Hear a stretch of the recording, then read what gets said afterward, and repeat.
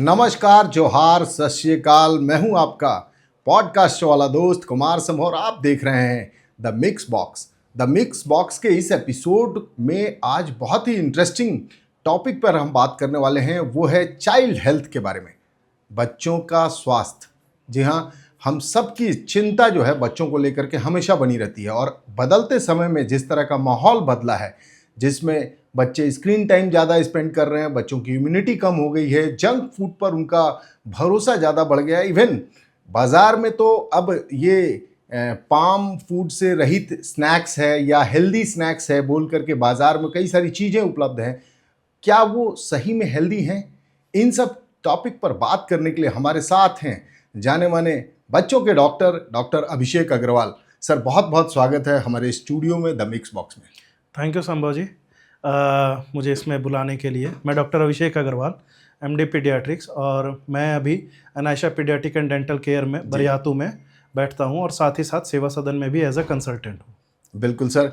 और बड़ा इम्पॉर्टेंट, जैसे कि मैंने इंट्रो में ही आपको बताया कि बच्चों को हेल्थ को लेकर के, इम्यूनिटी को लेकर के, और ख़ास करके जो स्नैक्स बाज़ार में उपलब्ध हैं उनसे बच्चे बड़े अट्रैक्ट होते हैं।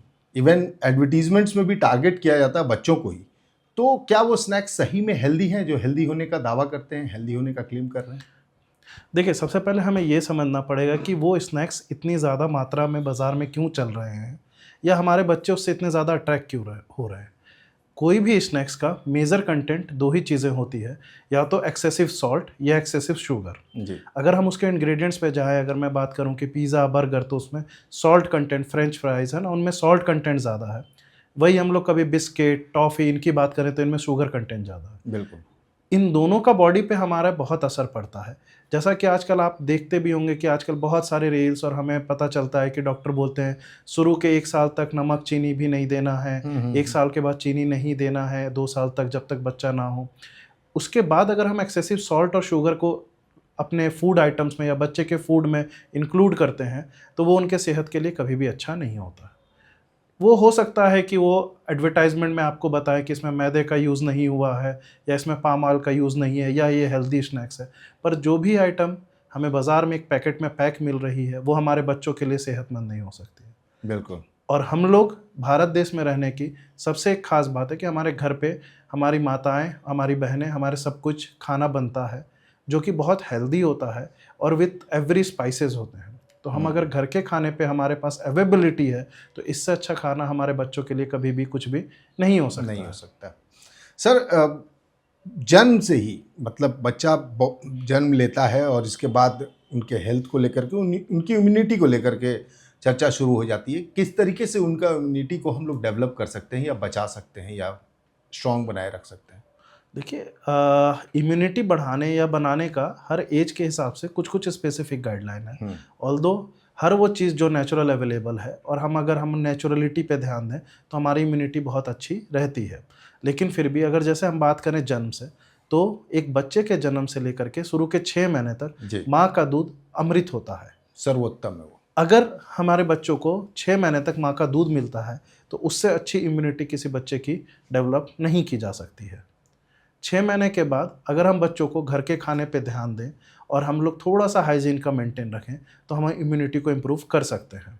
आगे जैसे जैसे बच्चे बड़े होते हैं, तो हमारे उनके डाइट पे सारे माइक्रोन्यूट्रिएंट को इंक्लूड किया जाए, इस पे ज़्यादा ध्यान देना चाहिए। सारे माइक्रोन्यूट्रिएंट यानी कि हमारे घर पे रोटी सब्जी तो हम लोग उस पर ध्यान देते हैं, पर फल, फ्रूट्स, माइक्रोन्यूट्रिएंट जिसमें मिलते हैं, वो सारी चीज़ें खाना। थोड़ा सा आउटडोर प्ले जहाँ से हमें विटामिन डी मिल सके। एकदम स्क्रॉचिंग सन या बरसात के सीज़न पे नहीं भेजना है, पर एक जब माइल्ड सन का हो, या बरसात नहीं हो रही हो, ठंडा बहुत नहीं हो, एक अच्छी सुनहरी धूप हो, उस टाइम पे बच्चे बाहर खेलने जाएं, तो उससे भी हमारी इम्यूनिटी बनती है।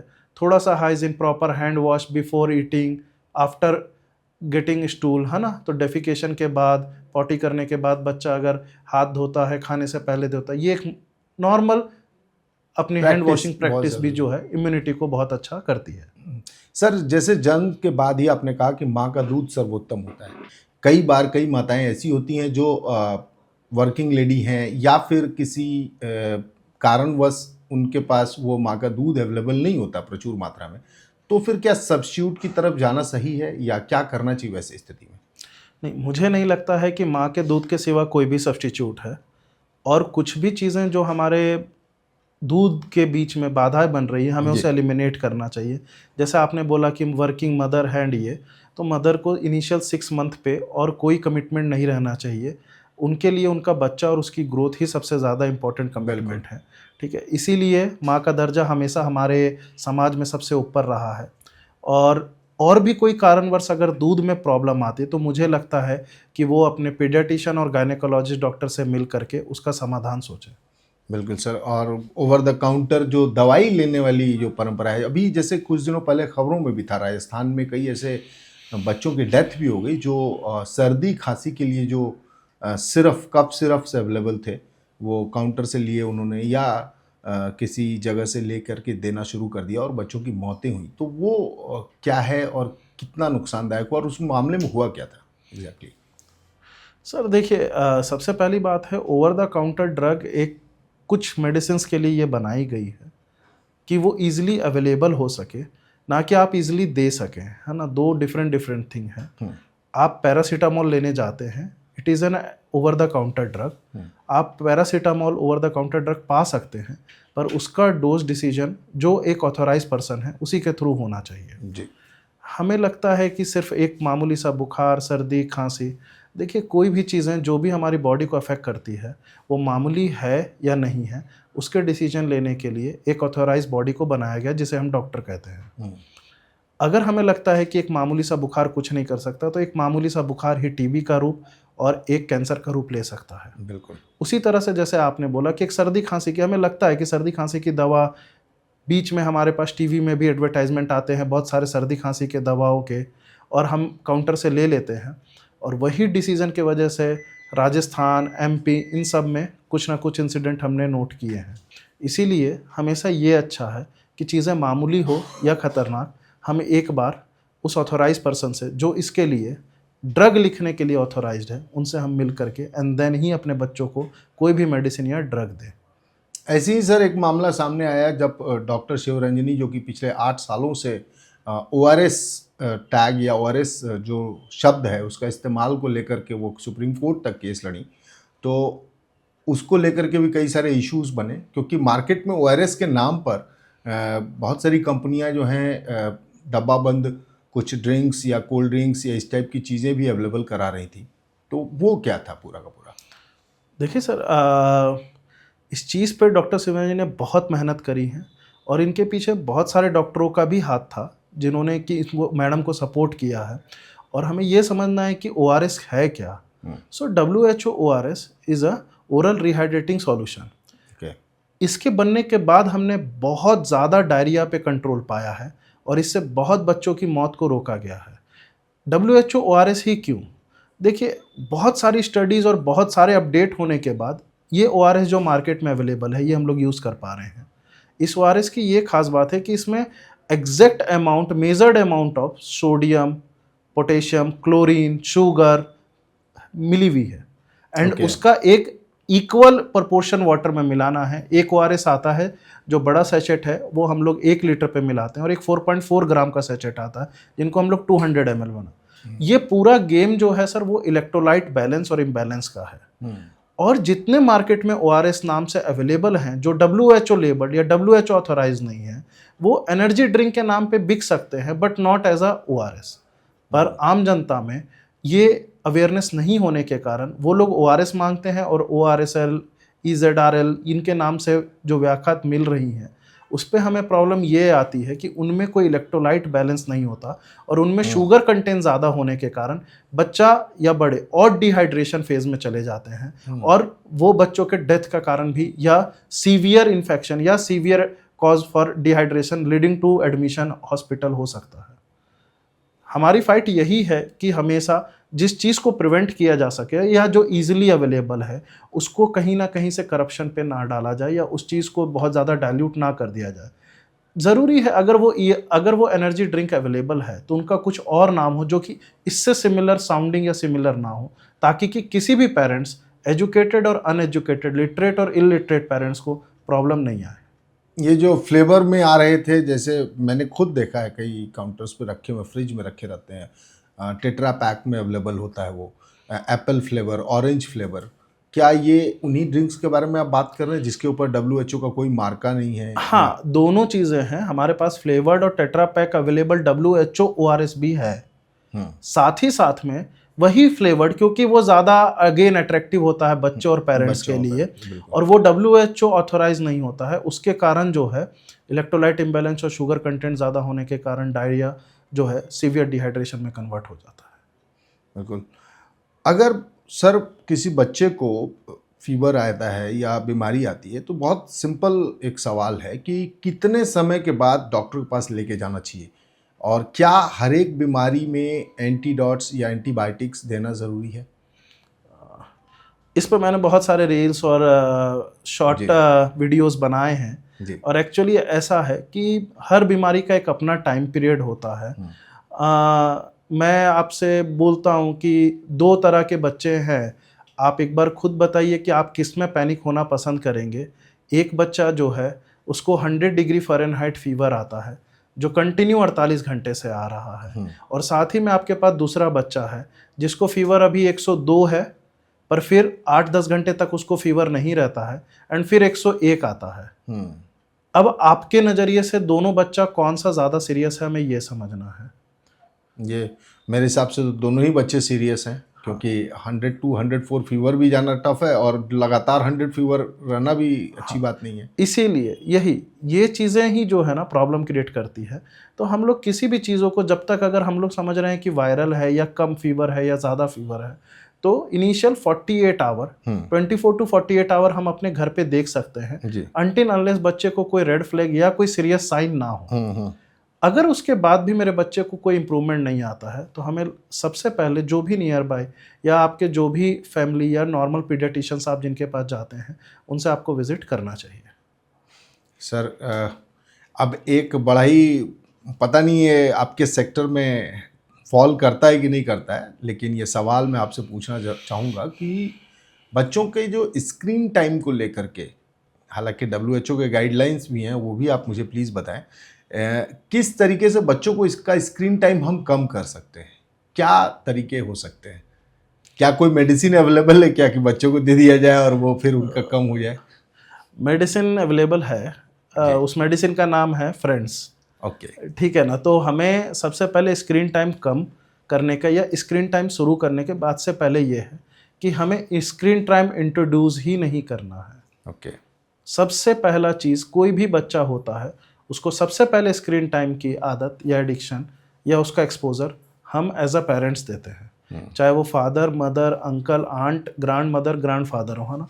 हमारे घर के कोई ना कोई सदस्य उसको ये एक्सपोजर देते हैं, एंड उसके बाद जब उसको उस चीज़ में मज़ा आने लगता है, तो अब हम लोग उसको स्टॉप करना चाहते हैं या ये बताते हैं कि ये बच्चे का फॉल्ट है, जबकि ये गार्जियन का फॉल्ट है। हाँ। तो हमें सबसे पहले खुद जो हम बच्चों को एक्सपोजर दे रहे हैं उसे हॉल्ट करना पड़ेगा। बिल्कुल। यानी बच्चों से ज़्यादा समझदार अब हमें बनना पड़ेगा, पहला।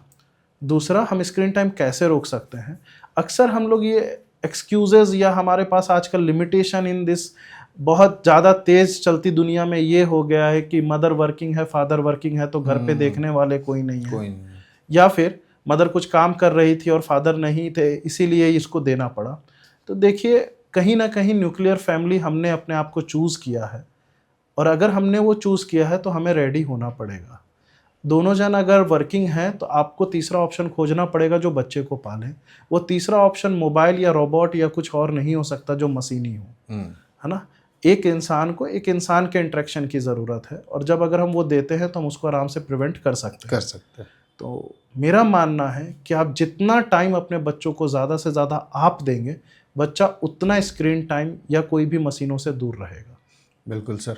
तो क्या गाइडलाइंस क्या है कि लाइक 0 to 2 ईयर्स या 5 WHO गाइडलाइन ऐसे कहती है कि 2 ईयर तक तो कोई भी एक्सपोजर, नो स्क्रीन टाइम होनी चाहिए। स्क्रीन टाइम का मतलब टीवी और mobile phone, whatever, TV, mobile, laptop, जो भी स्क्रीन है, उनसे उनको एक्सपोजर नहीं होना चाहिए।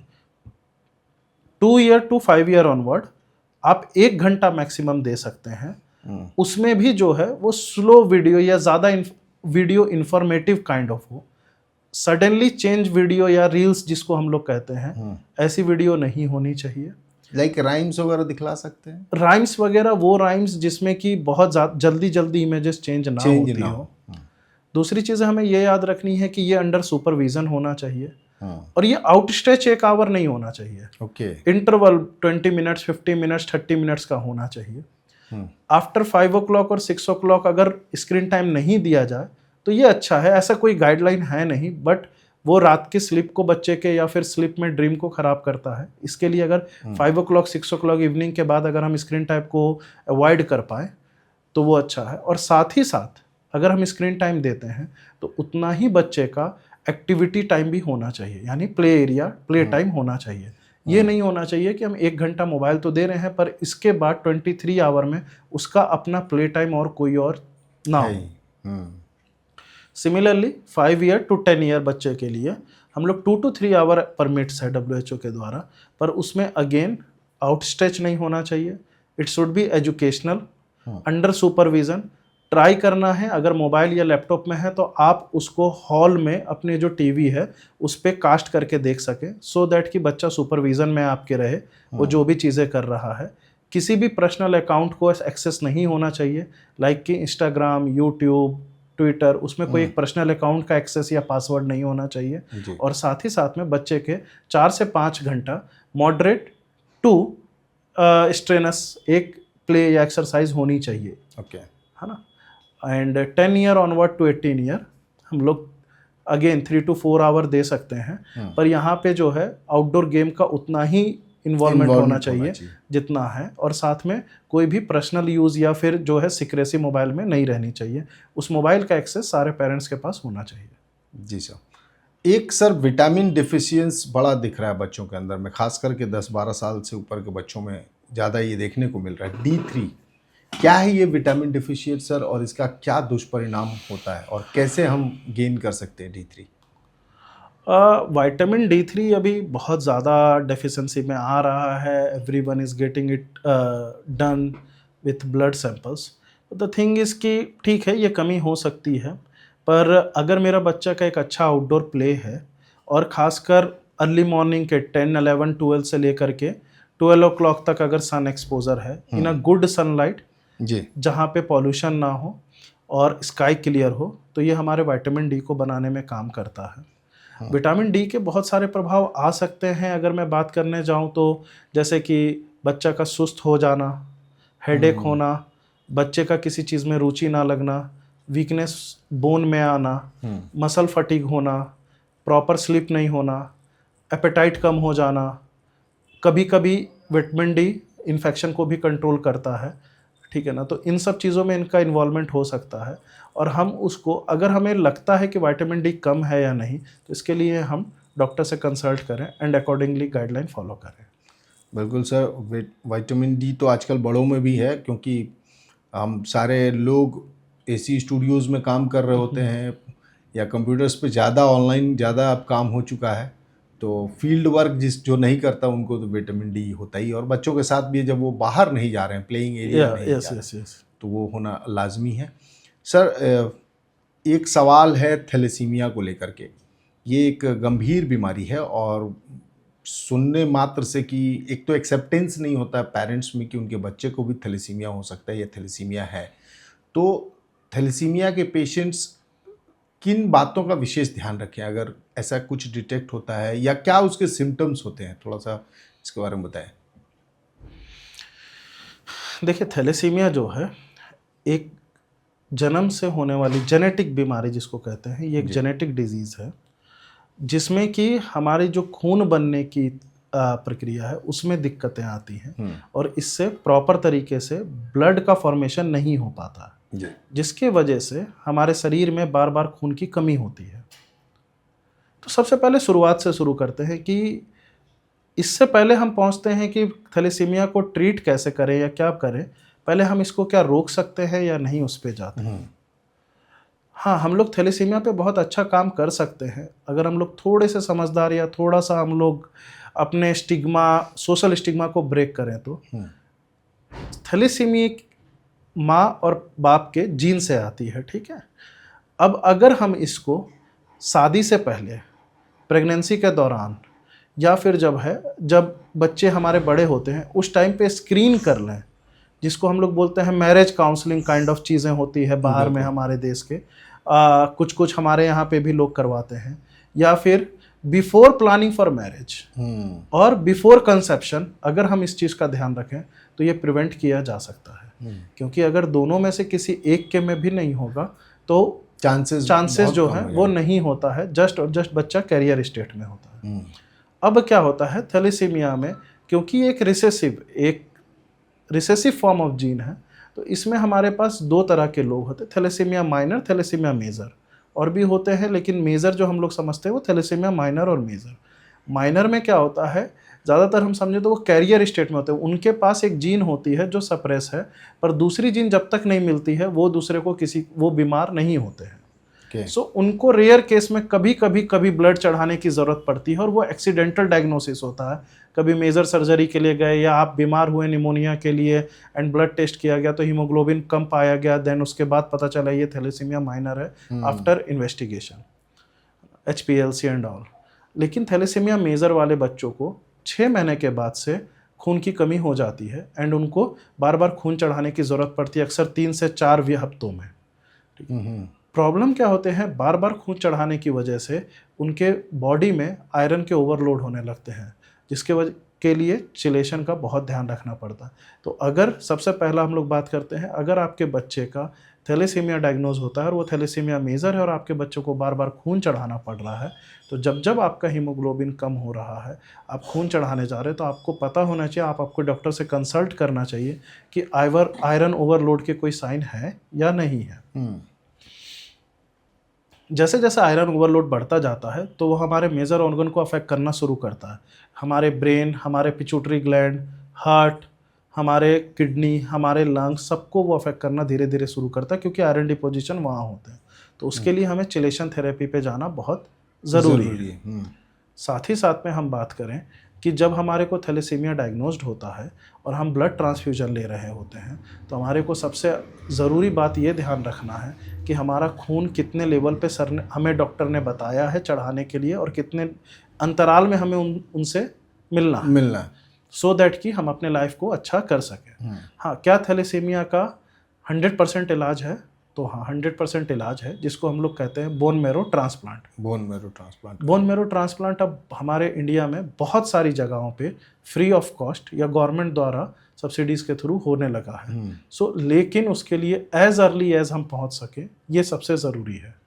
जैसे कि सबसे अच्छा होता है कि बोन मैरो ट्रांसप्लांट के लिए आप 8 साल से पहले पहुँचे, जब आपका आयरन ओवरलोड ना हो और हमारे जो लीवर बोलते हैं या स्प्लीन बोलते हैं उनका बड़ा होना नहीं हुआ हो।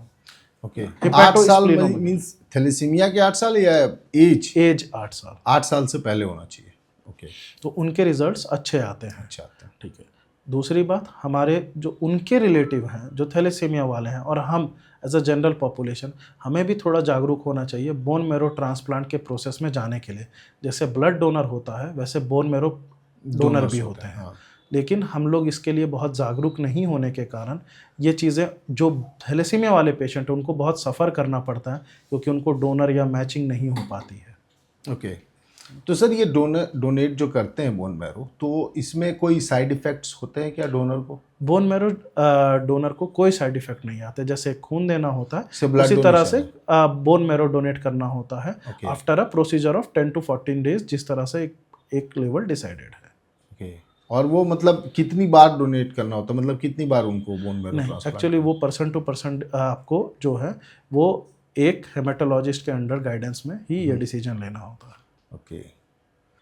सर, तो मतलब थैलेसीमिया का, जैसा कि आपने कहा कि माता पिता दोनों में से किसी न किसी एक के पास वो कैरियर होगा, जीन्स होंगे जो बच्चे में आए हैं। कई ऐसे केसेस भी देखने को मिले हैं जहाँ न माता पिता के खानदान में कोई इस तरह का था कुछ हिस्ट्री, तो वैसे केसेस में क्या रीज़न हो सकता है?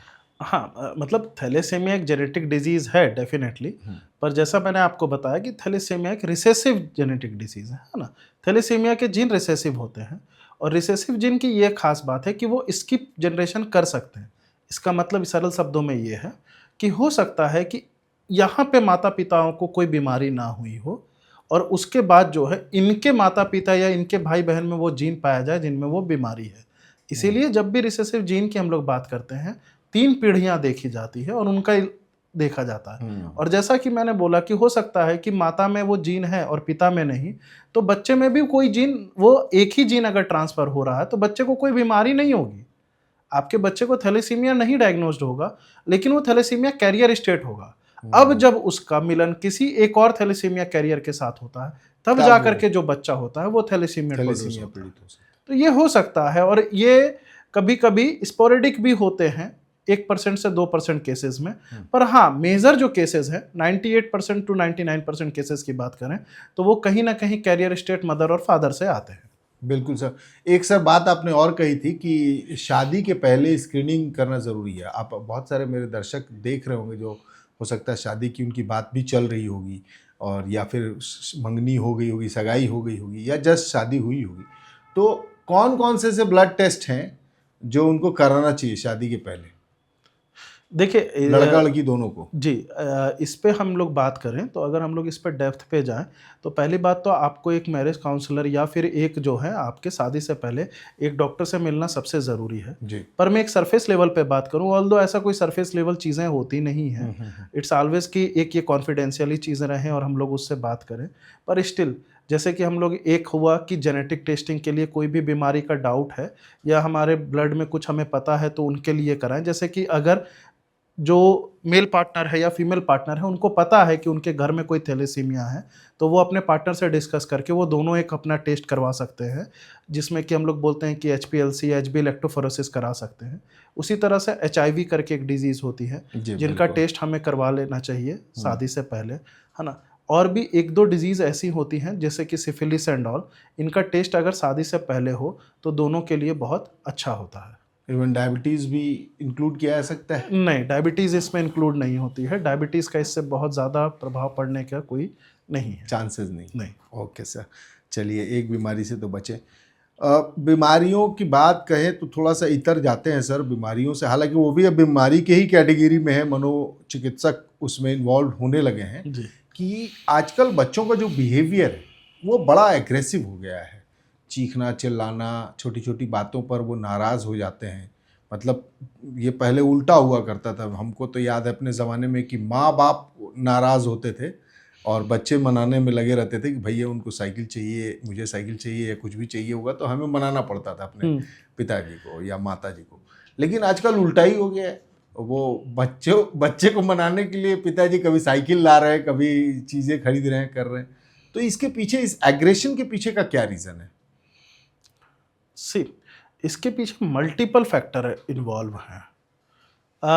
मुझे पता है कि हम लोग इसके लिए दोष सिर्फ और सिर्फ मोबाइल को देते हैं आज के डेट में, क्योंकि उसका एक्सपोजर सबसे ज़्यादा है। डेफिनेटली ये फ़र्क पड़ता है, पर एक अपब्रिंगिंग और एक इन्वायरमेंट का बहुत फ़र्क पड़ता है जी। समझिए, मैं आपसे बात करूं तो मैं आपसे पूछता हूं कि आपके लिए चाइनीज़ बोलना कितना आसान है? बहुत डिफिकल्ट, एक वर्ड ना समझ में आए। पर ऐसा क्या होता है चाइना में कि 1 साल का बच्चा, 2 साल का बच्चा वो चाइनीज़ स्पीकिंग करने लगता है।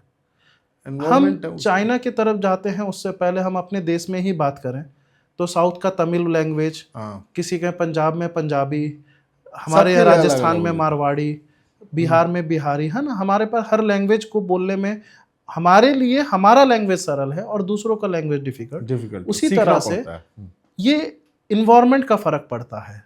आजकल क्या हो गया है कि हम लोग एज अ पेरेंट्स बच्चों को बहुत कम टाइम दे रहे हैं। उस कम टाइम में इस चीज़ को छुपाने के लिए हम बच्चों को ना प्यार से ज़्यादा लाड करने लगते हैं, दुलार करने लगते हैं। तो हम उनको एक सही डायरेक्शन नहीं दे पाते हैं। हम उनको ये नहीं बता पाते हैं कि क्या सही है और क्या गलत। हाँ, इसके लिए कुछ डांटने या मारने की ज़रूरत नहीं है। हम एक प्रॉपर तरीके से अपने मैसेज को कन्वे कर सकते हैं, बच्चों के साथ बात कर सकते हैं कि कहाँ पे क्या हुआ। पर हमारे पास आज के डेट में बच्चों के साथ बैठ करके बात करने का टाइम ही नहीं बचता है। बिल्कुल। उसी तरह से बच्चा हमारे अपने अपब्रिंगिंग के टाइम पे देखता है कि मेरे घर का एनवायरनमेंट कैसा है। लैक ऑफ टाइम और वर्क स्ट्रेस और इनके लेने के कारण आजकल हम लोग ये सारा वर्क स्ट्रेस जो है घर पे ले आते हैं, एंड हमारे घर पे अलग से तनाव चलता रहता है। हम लोग अपने वाइफ से या वाइफ हम अपने हस्बैंड से एक बात करने का टोन, एक गुस्सा करना, एक छोटे छोटे बात पे नाराज़ हो जाना, चीज़ों को हाइड करना, छुपाना, ये बच्चे देखते हैं।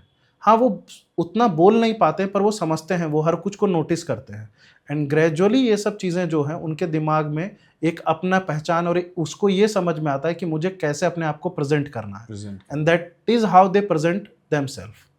इसीलिए हमें घर का हमारा इन्वायरमेंट बहुत ही अच्छा होना चाहिए, ऐसा इन्वायरमेंट जो कि हम अपने बच्चों से चाहते हैं। बिल्कुल सर, सबसे बड़ी बात आपने जो बताई कि खुद को अगर हम ठीक करें तो हमें जो फॉलो करते हैं वो बच्चे, क्योंकि सबसे पहला क्लासरूम बच्चों के लिए हमारा घर ही होता है, हमारा बेडरूम और हमारा ड्राइंग रूम ही होता है, जहाँ वो सारा कुछ देखते हैं और सीखते हैं। सर, वैक्सीनेशन एक बड़ा ही डिबेटेबल टॉपिक है और कई आर्टिकल्स मैंने पढ़े पिछले दिनों, खासकर कोविड के बाद, कि इंडिया नंबर 1 है वैक्सीन्स लेने में। जितने वैक्सीन्स यहाँ इंडिया में दिए जाते हैं बच्चों को, उतने शायद दुनिया में किसी और बच्चे को नहीं मिलता है जितने इंडियंस को लगते हैं वो वैक्सीन्स। तो क्या ये सारे वैक्सीन्स ज़रूरी हैं या कुछ स्किप किया जा सकता है, कुछ उसमें मैंडेटरी है, कुछ ऑर्नामेंटल्स हैं? आप जिस वैक्सीन की बात कर रहे हैं कि क्या ज़रूरी है और क्या नहीं, जी। तो मेरा एक ही सवाल आपसे रहेगा, आप किस बीमारी से बीमार होना पसंद करते हैं? आप उस वैक्सीन को प्रिवेंट या ओमिट कर सकते हैं। बिल्कुल, बड़ा ही एकदम सीधे कम शब्दों में ही आपने जवाब दे दिया। लेकिन सर, सही मायने में मतलब वैक्सीन्स रियली में ये ऐसा है क्या? पहले तो यही मैं जानना चाहूँ, ऐसा है क्या कि दुनिया में सबसे ज़्यादा वैक्सीन्स इंडियंस को लगते हैं? हाँ, और ऐसा है ना, दुनिया क्योंकि दुनिया में सबसे ज़्यादा पॉपुलेशन इंडिया की है बिल्कुल। और हम जहाँ पे रह रहे हैं वो क्राउडेड होने के कारण हमारे यहाँ बीमारियाँ भी ज़्यादा हैं। हाँ, दुनिया में सबसे ज़्यादा बीमारी हमारे यहाँ नहीं है, लेकिन हम सबसे ज़्यादा पॉपुलेटेड स्टेट हैं और हमारे यहाँ डे वाइज डेज जो है ग्रोइंग, एक्सपांडिंग, हमारा जो कंट्री है वो एक्सपांडिंग कंट्री है ना। जैसे अगर हम जापान की बात करें तो वहाँ ओल्ड एज ज़्यादा है, सो वो एक्सपांडिंग कंट्री नहीं है, वो एक्चुअली डिक्लाइनिंग कंट्रीज के कैटेगरीज में आती हैं, जहाँ पे कि ओल्ड एज ज़्यादा है, then middle age and then young age. Even वहाँ तो बच्चे पैदा करने के लिए सरकार ने कुछ योजनाएं भी लाई थी। ये उनका एक पर्सनल डिसीजन है। हाँ। पर हाँ, वैसे ही मैं बात करूँ तो इंडिया में क्या है, यंग एज सबसे ज़्यादा है, then middle age and then old age. तो डेफिनेटली जितना ज़्यादा यंग एज होगा, वैक्सीन यंग एज को लगती है, तो हमारे यहाँ वैक्सीन ज़्यादा लगती है। देखिए, अभी हमारी बात हो रही थी इम्यूनिटी को लेकर के, तो वैक्सीन एक मेजर रोल करती है प्ले इम्यूनाइजेशन में। अभी जैसे कि हम लोग बात करें, अगर आप अपने फादर से बात करेंगे या अगर आपको अपना बचपना याद होगा तो आपको पता होगा कि पहले पोलियो के बहुत सारे लोग हमारे आसपास दिखते थे। हाँ, आज इंडिया ने बहुत साल से पोलियो एलिमिनेट हो चुका है इंडिया में से। इवन हमें याद है कि 2 बूंद जिंदगी के अमिताभ बच्चन का वो फेमस जी डायलॉग एडवर्टीजमेंट जी, पहले हम लोग हर बार देखते थे कि हर छोटे छोटे इंटरवल में हमें पोलियो कैंपेन करना पड़ता था। आज साल में 2 से 3 कैंपेन होते हैं बस, मेजर।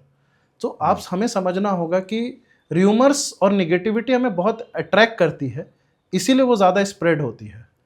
पर जिन्होंने उस डिजीज से होके गुजरे हैं या जिनको वो डिजीज हुई है, they are the sufferer and उनके फैमिली में किसी को नहीं हुआ है, it is just because of vaccine.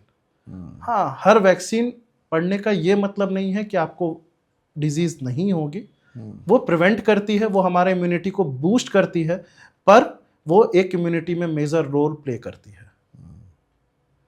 Sir, अगर बड़े बच्चों की बात की जाए जिनकी उम्र 10 साल या 12 साल या 15 साल है, ऐसे इस उम्र में आके जनरली बच्चों के वैक्सीन्स हम लोग या तो भूल जाते हैं या फिर लगवाते ही नहीं है, लेकिन ऐसे कौन से वैक्सीन है जो लगवाना ज़रूरी है? हमारे 10 साल में बच्चों का एक वैक्सीन के कार्ड में होता है टीडैप करके, जिसमें टेटनस, डिप्थेरिया और पर्ट्यूसिस के वैक्सीन लगते हैं। एक वैक्सीन 9 ईयर ऑफ एज से शुरू होती है जिसको बोलते हैं HPV vaccine, human papilloma virus vaccine, जो कि cervical cancer, anal what, penile what और इनके कैंसर पे भी काम आती है।